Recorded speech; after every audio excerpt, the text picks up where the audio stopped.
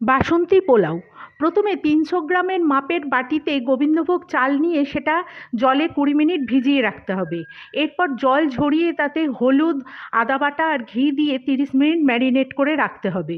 এর মধ্যে সাজিরে সামরিচ, জায়ফল, জয়িত্রী, ছোটো এলাচ, লবঙ্গ, দারচিনি শুকনো খোলায় ভেজে একটু কুটে রাখতে হবে। কড়াতে ৩ চামচ ঘি দিয়ে কাজু, কিশমিশ আর পনির ভেজে তুলে নিতে হবে। এরপর ওই ঘিয়েতেই দিতে হবে তেজপাতা আর গোটা মশলাগুলো দিয়ে এতে ম্যারিনেট করা গোবিন্দভোগ চাল দিয়ে ভালো করে ভাজতে হবে ৩ থেকে ৪ মিনিট।